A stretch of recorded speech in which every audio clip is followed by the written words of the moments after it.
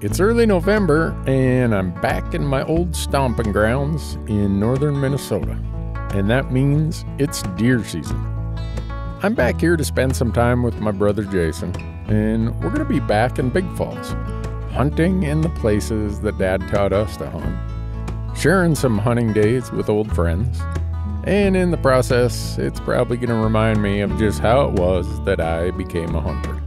Another big part of this trip is to help my old high school raise money for a new shooting team. And the school administration has asked if I would spend a morning with the students explaining how attending this small rural school gave me a lot of life skills that have helped me along the way. And whether we get to all of these or not, for me, this hunt will be rich with memories. It will remind me of how it is that I got to be a hunter. During this hunt, I'm staying at the house of one of my longest and dearest friends, Dick Ferguson. Dick and his wife, Lorinda, have been friends of mine forever. These are the world headquarters of Dick Ferguson's Northern Minnesota taxidermy shop right here. Hey. Dick, how are you doing? Good, how are you? I'm pretty good. I made it. I can stand upright for the first time in 5 days. Really? Oh, yeah. And that works out pretty handy because Jason only lives an hour away. He can get up early, come pick us up, and we'll go out hunting for the day. You got one, Richard. Every road we drive will probably get me thinking about my first deer, my first grouse, the big buck I missed, trapping my first beaver, catching a big northern pike, the anxiety of getting lost out in the big bog, and then the relief of getting unlost, trapping minnows to sell at my small bait stand, and 1,000 other thoughts, all of which formed who I am as an adult. I wonder how many times I floated this as a kid down to here. So right here is the train bridge where the International Falls to Bemidji Railroad used to go across the Big Fork River. And as kids, our big thing was we'd climb up on this train bridge, walk out to the middle and jump off into the river. If our parents knew some of the stuff we did, they wouldn't have let us out of the house, but they usually wouldn't let us in the house. You'd kind of close your eyes and you'd run and you'd just jump, land feet first. I'm trying to remember, somebody did it, and if you got too close to the pillar over there, it was shallow. I'm trying to remember, somebody got hurt. Well, I can imagine. I can't remember who it was, but if you got hurt, the rule was you had to keep your mouth shut. Otherwise, all the parents in town would know what we were up to, and we couldn't do it anymore.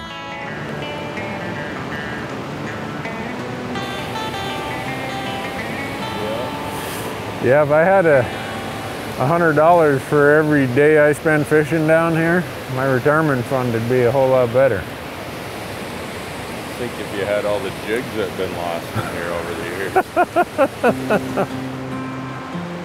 As I stand overlooking the Big Fork River, it reminds me of the comfort this river provided when, as a 10-year-old, I was watching my parents go through a divorce. This river and these surrounding public lands were a place of grounding and sanity for me during a very shaky and insane time.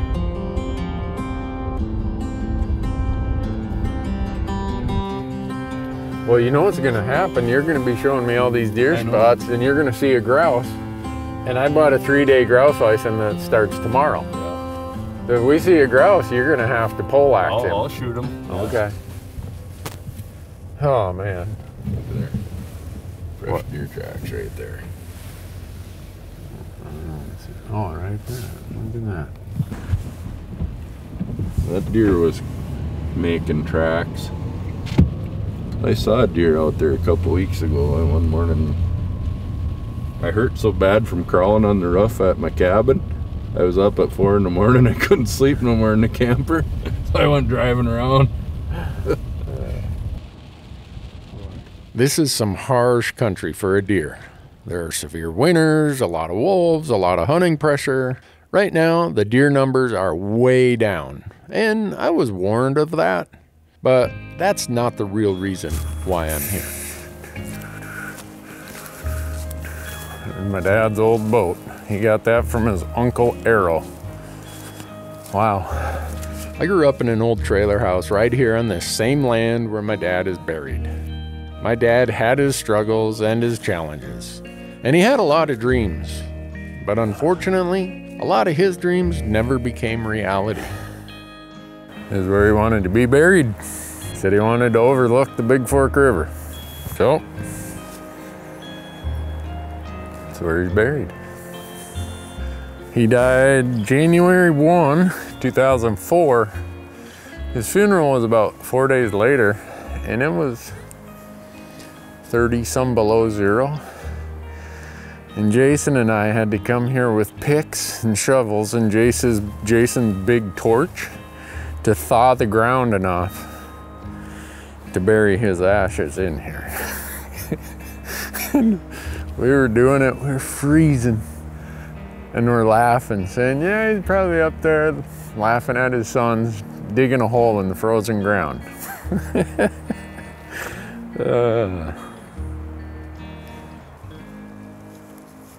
Yeah, it's been a while. Yeah. As bittersweet as it is to see my dad's grave, it's really nice to see Jason building a cabin here that overlooks the river. A cabin in this spot was a dream of my dad's. He never got to it, but Jason has. There will be a wall right here under this log, and one under this log, and then a doorway. Jason's family loves the outdoors, and I know their time here will be special. I know it'll make Jason feel great, the same as it would have made my dad feel great. And those are white cedar. I logged all these trees.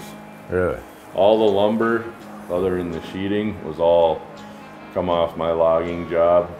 It's fun to watch Jason be so successful as a logger. Our dad was a logger, all of our uncles were loggers, pretty much everyone in this town was a logger. And I was the worst of them all. I was out logging with Dad one time and he said, "Randy, you're the worst logger I've ever seen. You better figure out how to pay for college because I can't afford it." Now, the timber industry is just a shadow of its former self.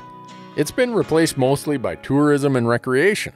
And some would say that's a more sustainable economy, but I'm not sure I agree with that. I sure wish the small towns were as vibrant as they once were. There's just not much to keep people there.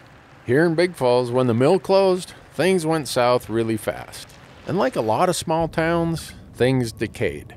My mom owned a little diner when I was in high school, and it's sad to drive by and see that this town no longer has a diner. My mom's little diner sat right here where, well, kind of where the dirt is here. Well, there's the old garage slab right there. Oof. This is where Randy and I went to elementary school. That's Big Falls. I don't think, yeah, that's all new. Stand hunting has mostly replaced the traditional old deer drives of my time. And being a bit of a traditionalist, I'm thankful that Jason and Dick are game for some of these old-fashioned drives, even if we're probably not going to take a deer. It's a ton of fun to be immersed in a strategy that's as old as time itself. So, you thinking right on this corner or on that corner there? I'd stay right here so you can see that way. Okay. That way. All right. Jason is going back that way about a half mile. And his theory is with the wind coming out of the northwest, if he comes from the northwest, that the deer will bounce out into this opening and they'll have clear shots for a couple 100 yards. This is how you do it in this part of the thick bush. And it's not like you throw your pack on it and go on a 5-mile hike. That's not how it happens here. So. Being here reminds me, once again, how different hunting cultures are. In Minnesota, you can party hunt for deer, something long since eliminated in other states. And in Minnesota, you can shoot small game from a county road, something that would get you in big trouble elsewhere. Some cultures are more focused on sharing the bounty of the hunt, and sharing the knowledge and the resources essential to that effort.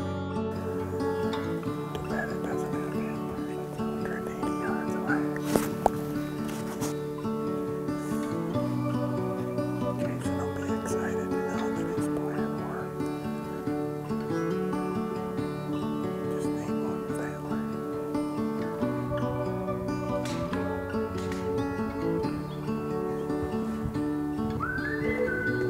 These different cultural norms are what make every culture valued and unique.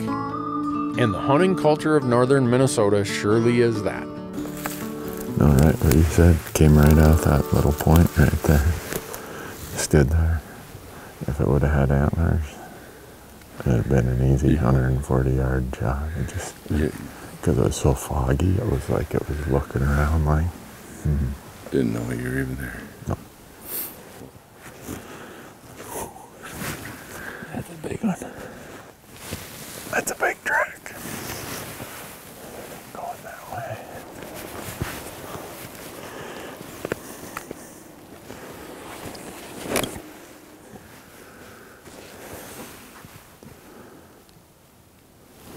This is one of the bigger clearings you'll find in Minnesota, at least northern Minnesota. 330 yards to those trees. It's a coyote. Jason's on a roll. He's pushing coyotes, deer. Who knows what'll come out next?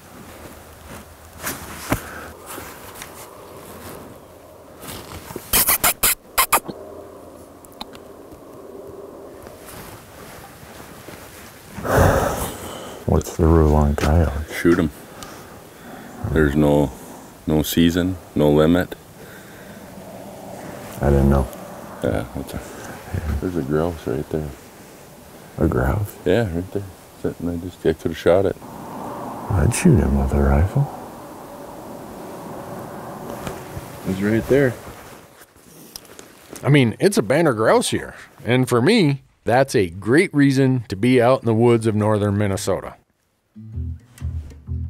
I spent way more time grouse hunting, or as they call them back here, partridge, than hunting any other species when I lived here.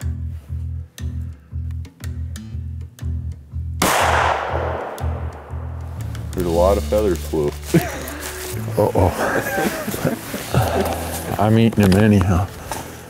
I mean, I know guys with shotguns who mess them up worse than that. Well, we got most of the breast and 2 legs.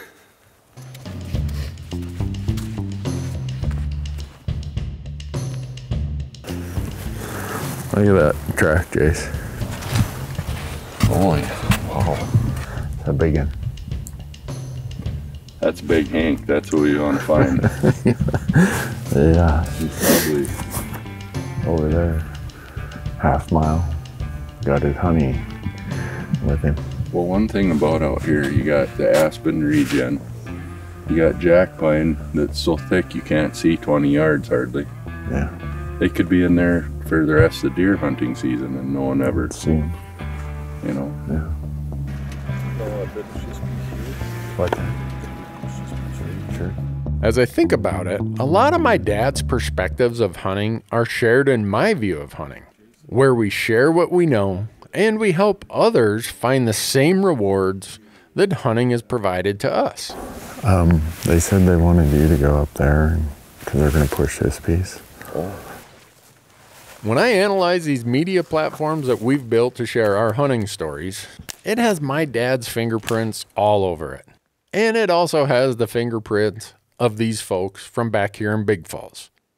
Folks who take ownership in teaching others, who feel a responsibility in helping the next generations, and they do it in the same way they were taught by those who came before them.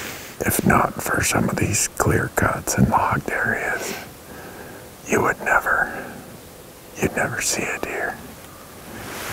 Here comes Dick and Jason.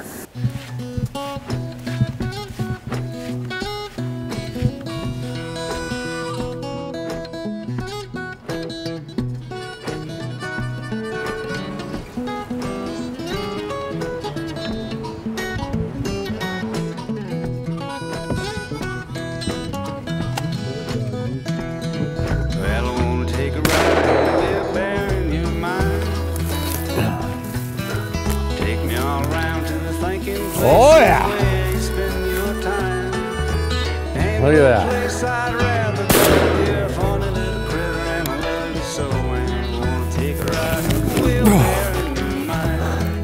Not bad for just turning 58 and got a bum back.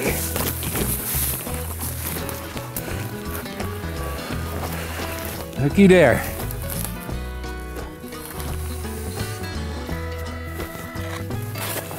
Oh!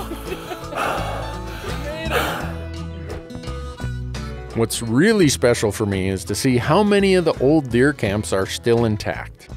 Revisiting these old deer camps puts a big smile on my face. My first hunt here was 86. Okay. And I've hunted, I think I've only missed 1 year since then. Curtis, you started, I'd have to look at the log for 97. Sure. 97? Moved up from Texas in 97. Yeah. And then this is only Joe's second year, isn't it? Third year? Mm-hmm. Okay. Want us to come in there? Yes, please. Oh, I haven't been in there. Oh boy. Spent lots of time here drinking pops from it. Yeah. Well, it's a mess. But it is It's a deer camp. I said, you know, we've lost so many people from our deer camp, we need something. So I've come up with that. Oh, okay. You know, we try and keep our mementos as best we can. Oh, they're everywhere. That's cool. That's really nice. We used to have, God, we used to have pictures of, a lot of other pictures up here too, but I don't know where they went to. Some of them get fallen down over the years. During hunting season, my dad's favorite midday event was to drive around the countryside, stopping at as many of the deer camps as possible, and tell big stories of the morning hunt. Now most of these camps are being held by the next generation, as we all hoped it would. My dad always hoped to have his own deer camp, but for many reasons, he could never get it all put together. These camps mean so much to so many. I really hope these camps are here until the end of time. Telling these stories keeps all the folks on that board alive. Yeah. And Oh yeah, my kids know all those stories. They do. Every dang one of them. And some of them hunt, some of them don't, but they all love the stories. We've had Yeah. 3 generations. We had a daughter Yeah. up. Kenzie was daughter up up. 1 year, One their year. Got daughter. to come up with Grandma Lori and I think I have some pictures at my house of some stuff that's went on out here. I should look and Oh, I know Try Dad's scan. got bunches of them on his digital camera. Oh, all yeah, Polaroids for sure. that my dad had.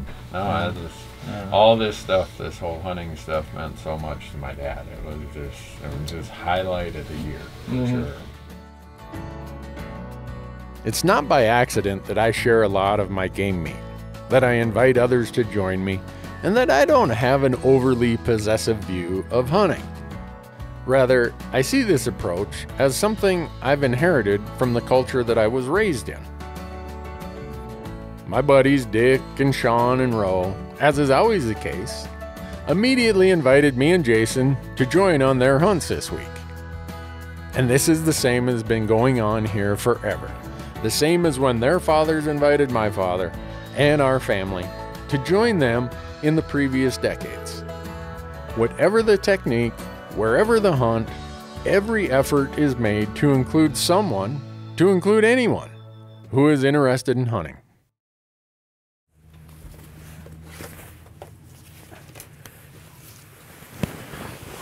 Well, I've never been much for sitting in quote-unquote tree stands, but this one is courtesy of my 2 buddies, Wally and Jerry Pritchard.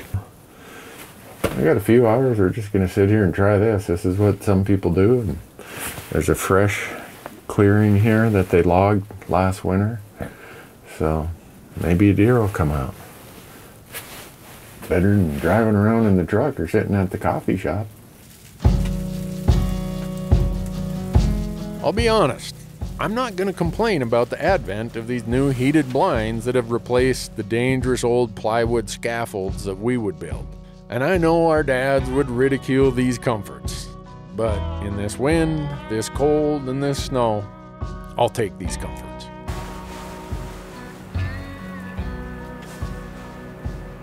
Once all this snow and wind dies down, say tomorrow morning, tomorrow afternoon, that would be the best time to try to fill your deer tag.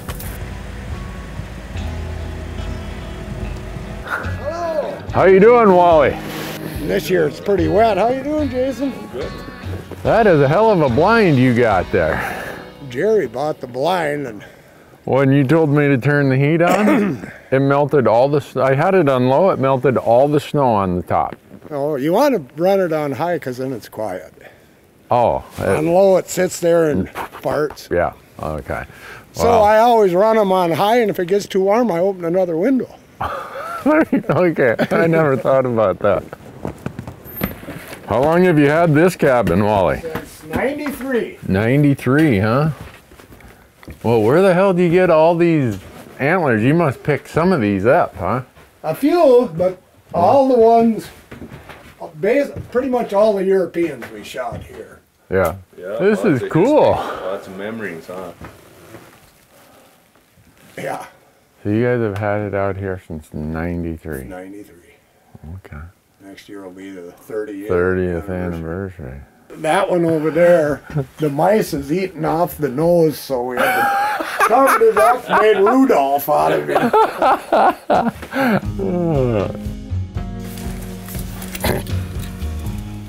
Have no idea. It's a deer trap. A deer runs by, you spear him, and then you hang this over the stump. Did my dad make that, or what the heck? I did. Dale brought it out here from A deer trap.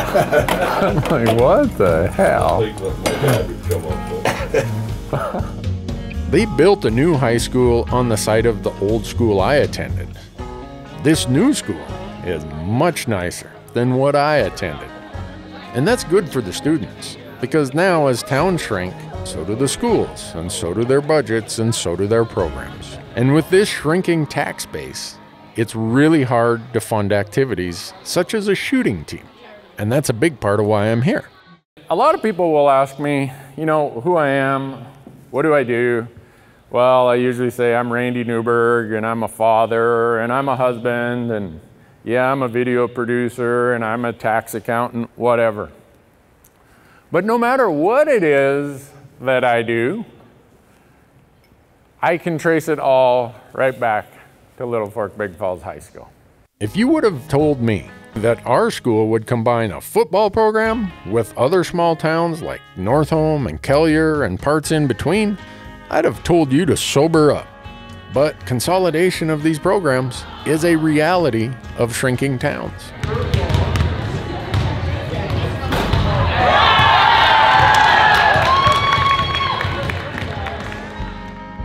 With almost 2 decades since my dad passed on, I've had a lot of time to reflect on my relationship with him. As a youngster, I never really understood his methods. My dad would show up at the hunter ed class and he'd ask for a show of hands for any kid who didn't have an adult to take them hunting that year. And he would make sure that those kids got to go hunting. He would take them out in the summer and they'd go build stands. He'd take them to the range with some borrowed rifle and an assortment of donated ammunition. And opening morning, his van would look more like the junior high activity bus than it did a hunting rig. And I'd always ask, why? Why as a 13-year-old do I have to share my dad with every kid in town? Every kid who didn't have someone to take them hunting? Well, that's not my fault. It wasn't until after my dad's funeral that some of those kids, friends who are now adults my age, came to me and expressed that if not for my dad, they would not have become a hunter. It was then that I began to understand what a difference my dad had made.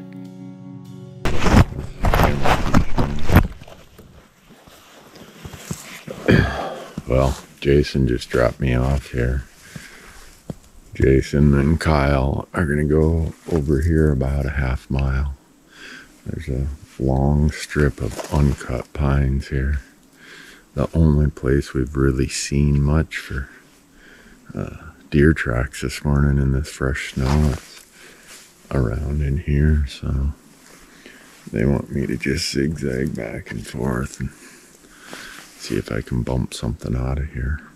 The normal strategy after fresh snow like this, there's about 1.5 inches, 2 inches of fresh snow, is you drive these old logging roads, and if you see a buck track heading into a piece of timber, you go set up on that and somebody gets on the track and pushes it to the other guys. But the one decent track we saw, there were already vehicles there and tracks walking in on it. So somebody beat us to the punch on that one.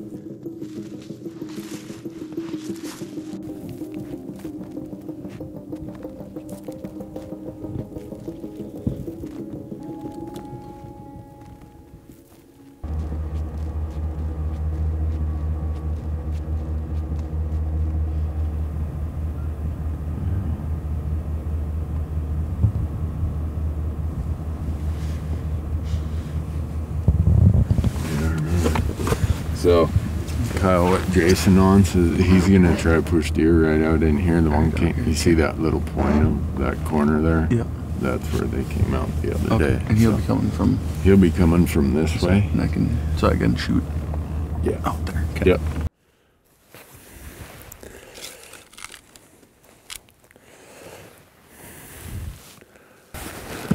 Well, standing on top of this big slashing pile, I got a lot of area to cover here. And Jason's gonna be walking all the way through all that. Kyle has set up here to cover those slashings I can't see.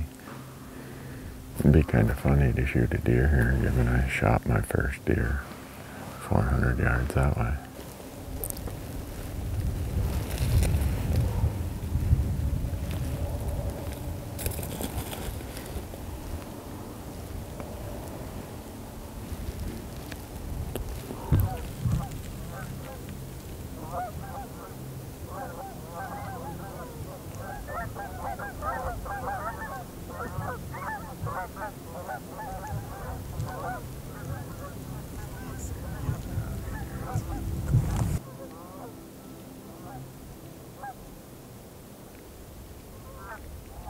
there is deer tracks.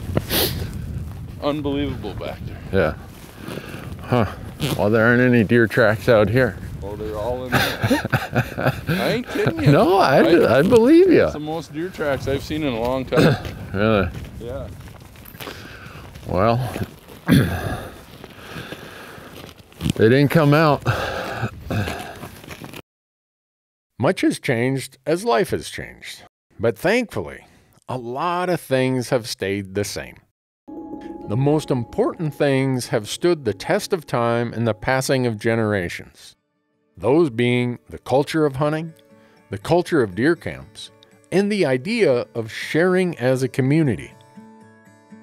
Those of you who watch our platforms, you know I get to travel all over doing really fun stuff. I get to go hunting a lot. And I get to see all kinds of hunting places, cultures, traditions. And I tell most of those people, there is no place I go to that equals the hunting tradition and culture of where I grew up. But it's been a special week for me. I've hunted for 5 days and I've seen this many antlers. But I've seen this many friends.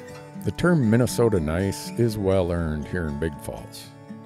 The invites Jason and I got from Dick and Roe, Richard, Sean and his sons, from Wally, and from the many others serve to remind me that time and distance are not enough to erode the dearest of friendships. And the good part is, we've raised a lot of money to get this high school shooting team on its feet. All right. 7780007. And that will mean a lot to this small town. Shooting is a sport that develops a lot of valuable life skills, and these kids deserve all the opportunity they can get.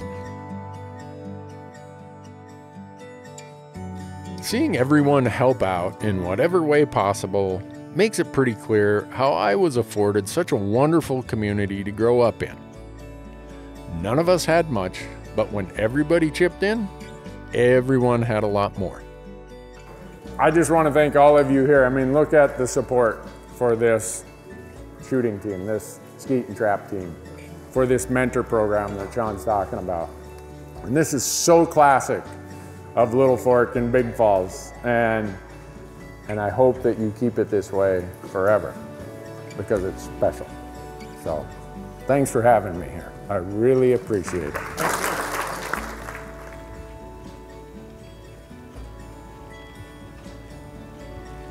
I hope my being here, helping out, doing what I can towards this effort is a small reflection of that example of community spirit instilled by these wonderful people.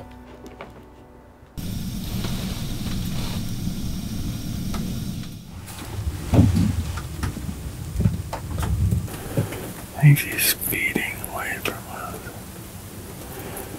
She's looking off to her right. See her looking. Yeah. Man, is she hard to see in that brush? There could be a dozen of them there, and you'd be lucky if you could see one of them. We got about 25 minutes left, if that. Wait, I got one doe that came in here behind us about 180 yards. No bucks, unfortunately. For me, this has been a great 5 days, even though no deer were harmed. I do have a great batch of partridge, also known as grouse, that I'm going to take back to my mom who lives outside of Duluth. As I head home to Montana, another trip here has provided more explanation as to why I am the way I am, why I view the world the way that I do. And for all of that, for the people of Big Falls and for the time and investment they've all made in me, I am forever grateful.